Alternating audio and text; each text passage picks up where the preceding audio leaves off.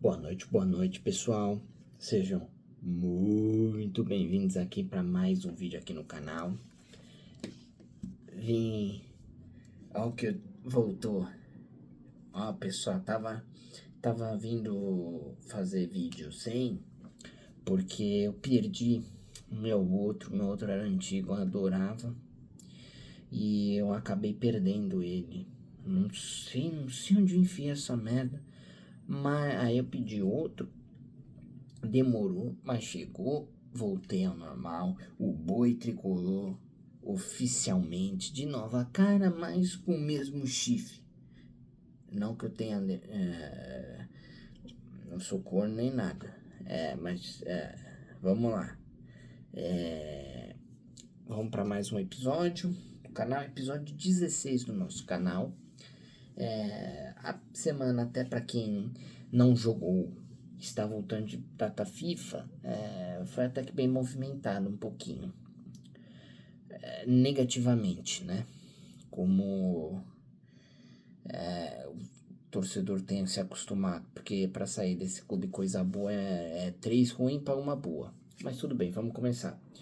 Segunda-feira, o horário próximo da janta, sai a notícia que o São Paulo fechou a venda do Henrique Carmo para o CSKA, mesmo clube do Matheus Alves, por 6 milhões de euros, que dá 30 e poucos milhões de reais.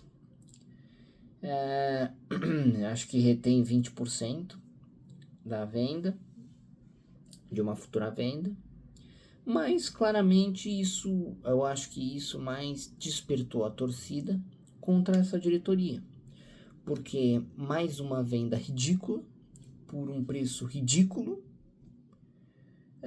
que nada agrega, acho que o clube. É um valor irrisório que eu acho que pinga e já pinga na conta e já evapora, porque tem muita conta para pagar. E porque eles são irresponsáveis e botaram o clube nessa situação. E isso causou uma revolta muito grande com a torcida, porque o Henrique é um menino que vinha bem. Eu acho que ele estava começando a ganhar espaço, estava confiante, sempre entrava bem. E no calar da noite foi anunciado a venda dele para um time russo que não tem mercado nenhum. Assim, eu não vejo muito a Europa observando talentos da Rússia. É um país sancionado por causa da guerra. E eu não vejo um retorno financeiro futuro mesmo com os 20%. É uma venda burra, uma venda ruim, e que aí fala, precisa vender, e tá vendendo tudo. Eu quero ver quando o atacadista lá de Cotia não tem mais talento. Por exemplo, ano que vem vai vender quem? Luca, Rian. E até surgiram comparações. 5 atacantes do São Paulo não dá o preço, ou deu exatamente o preço de um zagueiro do Palmeiras, que é o Matheus Reis. É uma vergonha, essa diretoria não sabe negociar os seus ativos. E aí começou uma pressão muito grande, o Fora Casais, a hashtag tem crescido muito, os torcedores já estão de saco cheio, porque ninguém é trouxa, entendeu? Então isso inflamou a torcida contra o presidente do São Paulo.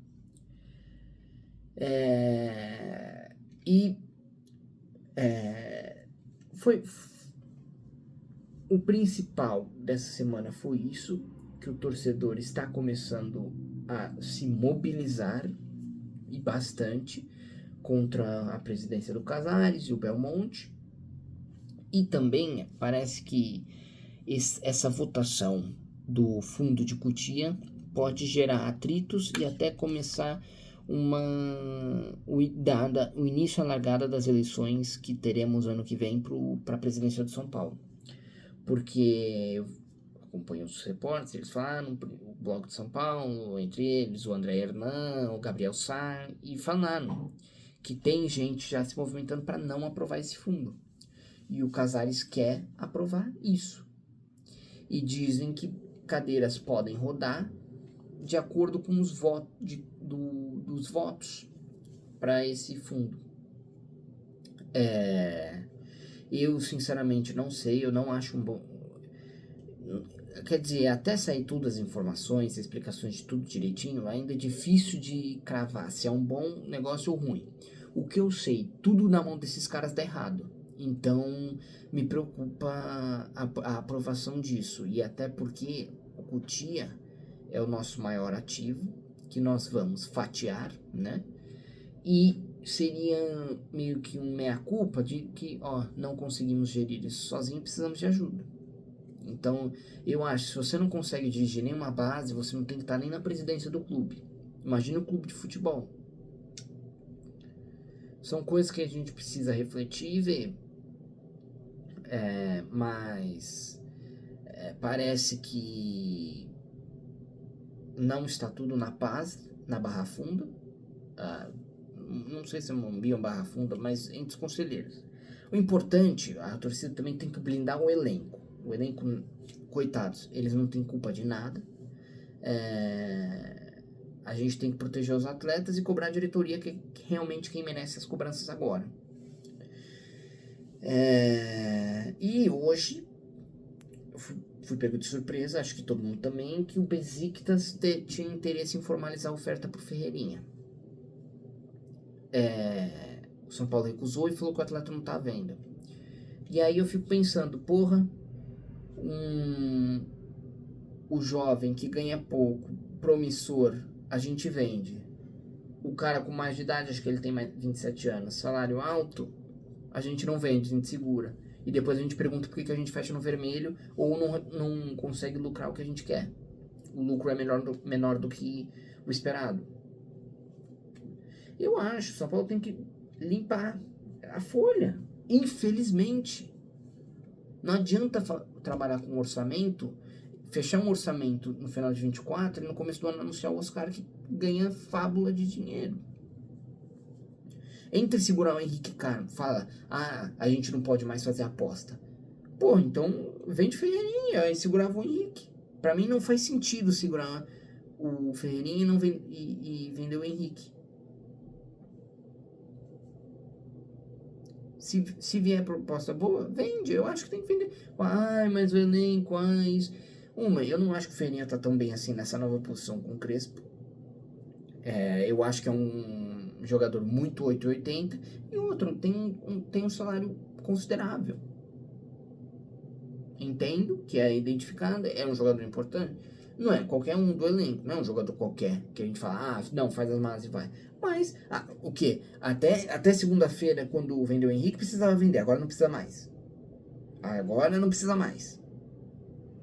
É isso que irrita nessa diretoria, nada é explicado direito, não são claros com os objetivos de temporada, não sabem valorizar os jovens do clube. Falando em jovens do clube, também anunciaram, teve a renovação do Rodriguinho durante essa data FIFA e a do Rian Francisco, que agora acho que vai até 2029. Não tem muito mais o que falar hoje, porque de notícia mais assim, foi agitada, mas foi dentro dessas duas notícias que eu dei, que eu comentei agora, eu não reportei, não fui eu que dei a notícia em si, né? Mas é isso, lamentar essa diretoria que a gente tem, porque não explicam nada, não dão as caras. Quando dão, falam e não explicam nada. E é isso. Então a gente volta ao campeonato, domingo jogaremos contra o Botafogo. E é isso, pessoal. Sexta que vem estaremos de volta e eu espero que com notícias melhores. Valeu, tenha um final de semana muito bom. Falou, pessoal.